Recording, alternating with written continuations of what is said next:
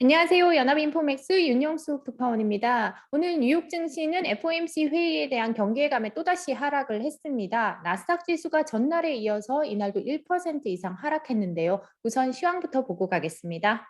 우선 개별 지수별로 보면 다우 지수가 0.30% 하락했고 S&P 500 지수가 0.75% 떨어졌습니다. 나스닥 지수는 1.14% 하락했습니다.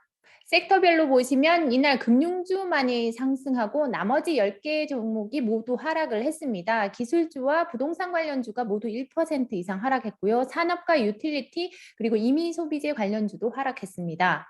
대형주들도 대체로 약세를 보였는데요. 특히 마이크로소프트가 3% 이상 하락하고 어도비 주가가 6% 이상 하락하는 등 소프트웨어 관련주들이 낙폭이 컸습니다. 그리고 반면 아까 말씀드린 대로 JP모건과 뱅크 오브 아메리카 등 금융주들이 상승했고요. 그리고 보험주인 버크셔 해스웨이의 주가도 1% 이상 올랐습니다.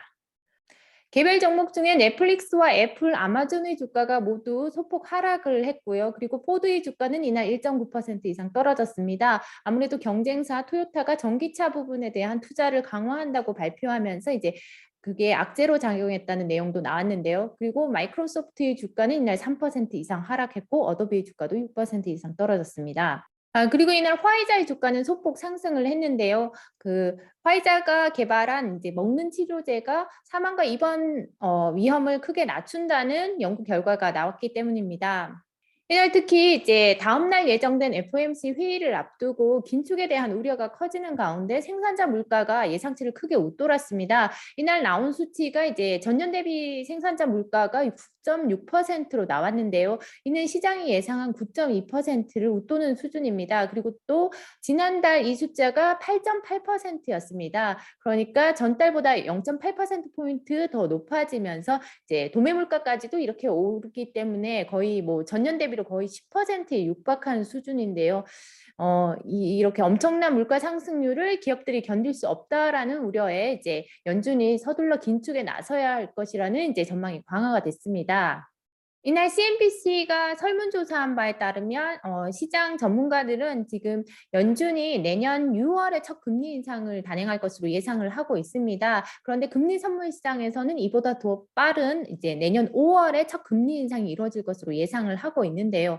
어제였죠. 골드만삭스 같은 경우는 내년 5월로 첫 금리 인상을 예상을 하고 있습니다. 이날 울프 리서치 같은 경우도 연준이 내년 5월에 첫 금리 인상을 할 것으로 지금 예상을 하고 있습니다.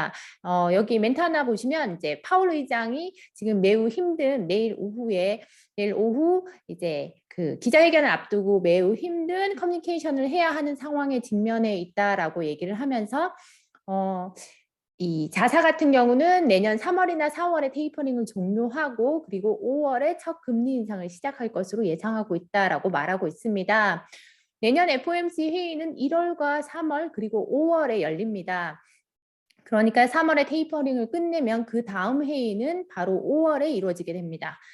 또한 연준이 내년 6월부터 첫 금리 인상을 시작한 후 앞으로 2년간 매년 3회씩 금리를 인상할 것으로 예상됩니다. 이렇게 되면 연준의 기준금리는 2023년 말에는 1.50%까지 오를 것으로 전문가들은 예상했습니다. 연준은 2024년 5월까지 기준금리를 2.3%까지 인상해 이번 금리 인상 주기를 종료할 것으로 전문가들은 예상했습니다. 그러면서 이 울프 리서치 같은 경우는 내일 만약에 파월 의장이 FOMC가 좀 유연한 태도를 보이겠다라고 언급할 경우 그 부분을 좀 강조할 경우에는 이제 계속 시장이 경기부양적인 연준의 기조에 떠받쳐지겠지만 하지만 만약에 파월 의장의 톤이 너무나 과도하게 매파적이라면 아마 2018년 12월과 같은 시장 폭락 사태가 나타날 수 있다고 경고를 하고 있습니다.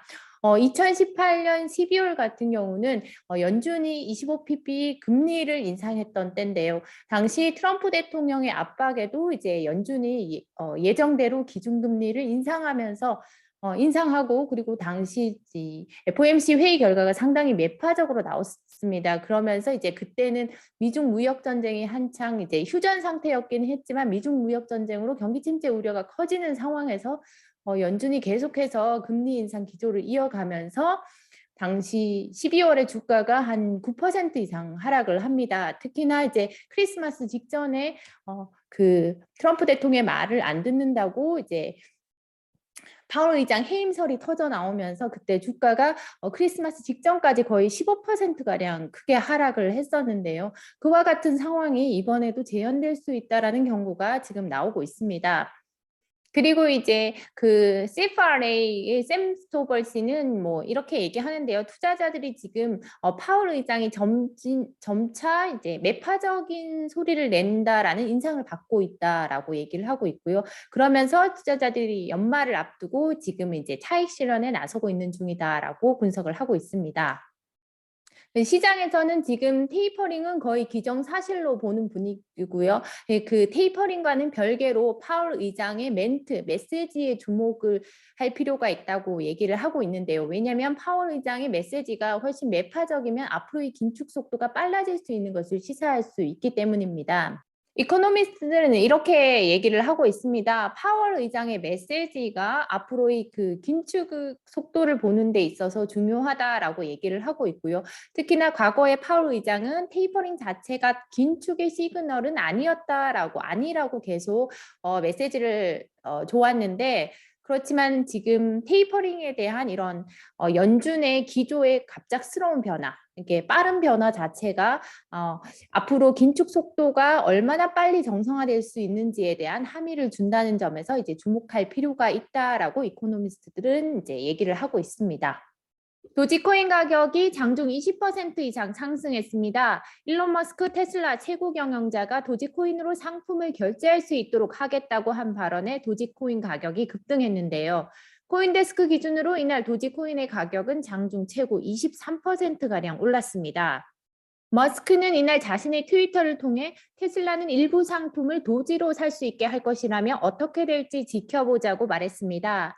하지만 머스크는 이전에도 테슬라가 비트코인 결제를 허용할 것이라고 발표한 뒤 2달도 안 돼 비트코인 채굴이 환경에 악영향을 미친다며 결제를 중단한 바 있습니다. 일론 머스크 테슬라 최고 경영자가 스톡옵션 행사에 따른 세금 납부를 위해 9억 650만 달러어치의 주식을 추가로 매도했습니다. 이번 매도분까지 포함해 머스크는 한 달 동안 미국 증시에서 127억 달러가량, 우리 돈으로 15조 원가량을 매도했습니다. 머스크가 지난 11월 트위터를 통해 밝힌 대로 자신이 보유한 테슬라 주식 10%를 매각한다면 앞으로 500만 주를 추가로 매각해야 합니다. 이는 전날 종가 기준으로 48억 달러를 약간 웃도는 수준인데요. 만약 해당 물량을 올해 말까지 매각한다면 총 매각액은 180억 달러에 달할 것이라고 CNBC는 전했습니다. 뱅크 오브 아메리카가 애플에 대한 투자 의견을 중립에서 매수로 상향하고 목표가도 210달러까지 올렸습니다. 뱅크 오브 아메리카는 2020년 8월 이후 애플에 대한 투자 의견을 중립으로 유지해 왔는데요. 하지만 애플의 증강현실이나 가상현실 헤드셋이 주가를 끌어올릴 것이라며 투자 의견을 매수로 상향했습니다. 뱅크 오브 아메리카는 앞으로 고성능 하드웨어와 더 높은 접속 속도를 요구하는 많은 새로운 앱이 가능해질 것이라는 점에서 관련 기술이 게임 체인저가 될 것이라고 예상했습니다. 또한 새로운 상품의 출시 기대로 기관 투자자들이 포지션을 늘릴 가능성이 있다고 예상했는데요. 앞서 모건 스탠리도 애플의 목표 주가를 200달러로 상향 조정했으며 JP모건도 애플의 목표가를 210달러로 상향한 바 있습니다. 뱅크 오브 아메리카는 AR이나 VR 헤드셋 출시는 아이폰 대체 주기를 더 짧게 만들어주고 당초 예상보다 2023 회계연도에 아이폰 매출을 더 강하게 해줄 것이라고 말했습니다. 화이자가 자사가 개발한 코로나19 먹는 치료제가 입원과 사망 가능성을 90% 가까운 수준까지 낮춰주는 것으로 최종 분석됐다고 밝혔습니다. 화이자는 최종 분석 결과 자사의 알약 치료제가 고위험 코로나 환자의 입원과 사망을 막는 데 89%의 효과가 있는 것으로 나타났다고 말했습니다. 또 실험실 자료에서는 오미크론 변이에도 치료제가 효과를 유지하는 것으로 나타났다고 말했습니다. 이번 결과는 지난달 화이자가 내놓은 중간 실험 결과와 같은 것입니다. 미국 민주당 상원 의원들이 부채 한도를 2조 5천억 달러 증액하는 내용의 법안을 이날 통과시킬 계획입니다. 이날 CNBC에 따르면 해당 부채 한도는 2023년까지 필요한 연방 재원을 충당할 수 있는 여력을 제공하게 됩니다. 금액은 기존보다 2조 5천억 달러 가량이 증가한 수준입니다. 지난주 의회에서 부채 한도를 단순 과반 찬성으로 상향할 수 있는 임시 법안을 통과시키면서 민주당 자력으로도 이번 법안이 의회를 통과할 수 있게 됐습니다. 제닛 옐런 미국 재무장관은 15일까지 부채 한도가 상향되지 않으면 미국은 초유의 디폴트 상황에 직면할 것이라고 경고해 왔는데요. 법안이 이날 상원을 통과하면 하원에서 곧바로 표결에 붙여져 이르면 이날 늦게나 혹은 다음날 아침 일찍 조 바이든 미국 대통령이 책상 위에 놓이게 될 것이라고 CNBC는 예상을 했습니다. 네, 제가 준비한 소식은 여기까지입니다. 내일은 FOMC 회의 결과가 나오는데요. 미국 동부 시간으로 오후 2시에 결과가 나옵니다. 내일은 관련 소식 갖고 찾아뵙겠습니다.